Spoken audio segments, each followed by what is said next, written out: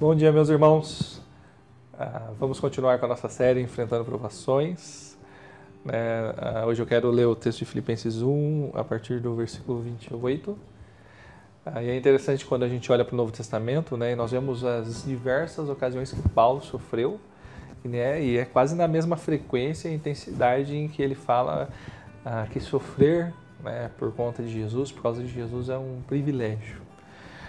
Filipenses 1, 28 diz assim: sem de forma alguma deixar-se intimidar por aqueles que se opõem. Para eles isso é sinal de destruição, mas para vocês de salvação, e isso da parte de Deus.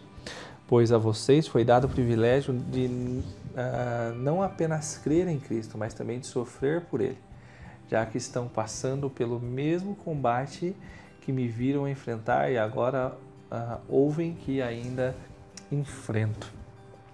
A maior parte do sofrimento do apóstolo Paulo foi justamente por conta de viver aquilo que Deus estava chamando ele para viver da forma como Deus requeria. E ele sabia que ia passar por isso, tinha essa compreensão desde sua conversão. O próprio apóstolo Paulo, ele faz ali em 2 Coríntios 11, a partir do versículo 23 mais ou menos, uma descrição ali de algumas das tribulações que ele enfrentou na vida dele, além de falar ainda em 2 Coríntios, lá no capítulo 12, a respeito de um espinho na carne que ele enfrentava.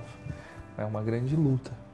Porém, em vez de ficar reclamando, murmurando, Paulo encontrava forças em Deus para se alegrar, porque ele sabia que na fraqueza da sua força, no seu reconhecimento de pequenez, de fragilidade, era onde que o poder de Deus era evidenciado, e a obra que ele estava fazendo, ganhava de fato, o reconhecimento a quem lhe era devido, não a sua própria pessoa, mas Deus o usando como instrumento.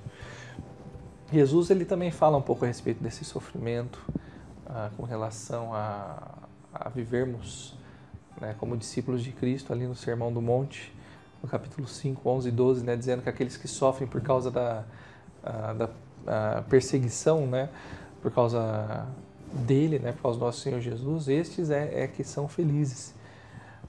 Não por causa da perseguição em si, mas porque estes estão dispostos a sofrer de verdade por amor a Cristo, porque já entenderam que Cristo é de fato aquilo que tudo aquilo que eles precisam. Paulo nos ensina que Deus está sempre perto de nós e que não existe nada melhor para nós do que viver cada dia se esforçando para viver agradando, glorificando em todas as nossas ações. Vivendo dessa forma, de maneira piedosa, as perseguições elas de fato virão.